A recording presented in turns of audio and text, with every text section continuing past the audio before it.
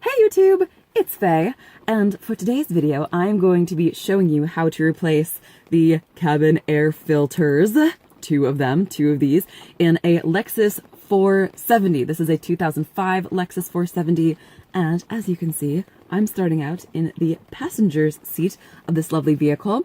Now, this is something that is super simple and such a good, at-home DIY, because there's, really nothing you can mess up, and this will save you a bunch of money at the dealership. So, let's get to it. Okay, literally the only tool you're gonna need for this job is a Phillips screwdriver, and we are going to start by, a flashlight is good too, if you want to, but not necessary.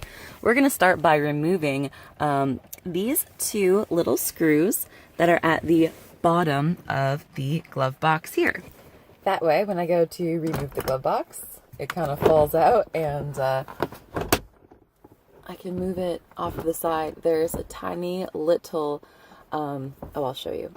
Okay, once the glove box is down, you can see there's that little string on the left-hand side of the glove box. And you basically remove that by pulling it forward. I'm going to try to do it so you can see. Just like that. And then you sort of let it go. Now your glove box is free. And now you can see where your air filter is. So now we're going to remove this upper cover. Next, you're going to want to remove these two little screws that you'll find at the very top of the glove box housing. Then I'm going to go ahead and pull down this this little cover with the arrow. Looks like it's been done before by the markings on the side there. I'm going to do it really carefully, make sure I don't add to those markings today. Pocket screwdriver. And then from there, so you can see there's an electrical connector actually behind this panel. So you're going to want to remove the electrical connector by pushing in right there on that clip. See how good I can do this one-handed? But basically you get the idea. This little part just pulls up and then the whole connector comes off. Whoops. Thought I had it. Oh yeah, I got it. Okay.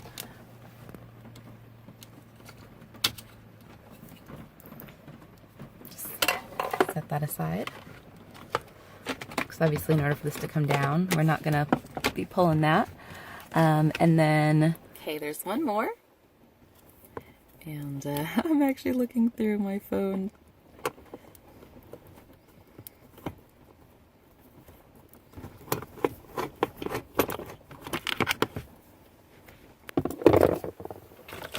Then these, once you get it down, you got two connectors here.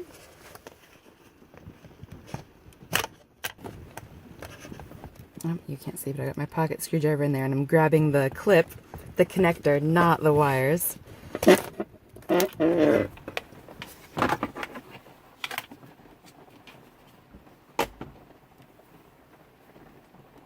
right here.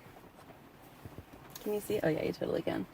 And then you pinch these two together and lift it up. Here you can see the old one and the new one. Kind of even says on it, not sure if you can see, but it says up on it right here. So you can't possibly install it wrong. Okay, and I'll get the second one from a little bit better angle here. Just this lifts up and out, and once again, you can see better there. It says up on it. I'll just pull that out and set it aside. And then here's my new one. It says up on it, so I can just...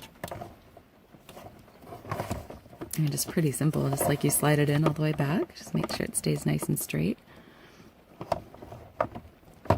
And then sort of gently set it in there. Oop, there we go. Make sure it's nice and straight, and then, you'll know it's installed correctly when that little tab is basically parallel with or even to the same. You know what I'm saying.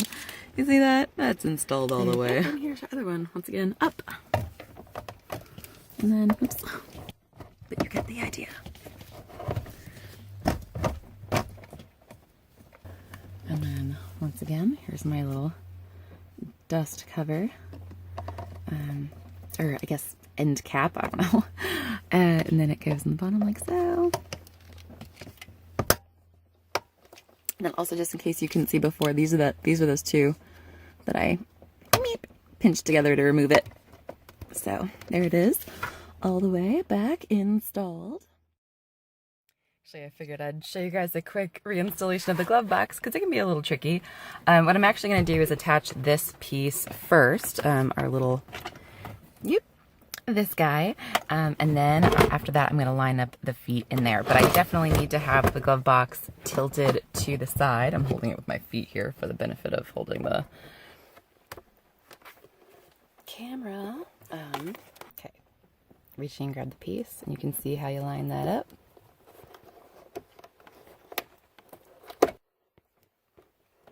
Just like that. Now I'm able to get my glove box up. Okay, so there we go. Obviously it's not perfect because these guys aren't attached yet, but you want to close it first and then put these little feet down and then put those screws back in. Of course, then lastly, just make sure that your glove box or the customer's glove box is operating properly, then put all your stuff back in. And yeah, I hope this video was helpful for you guys. All right, see you in my next video. Bye.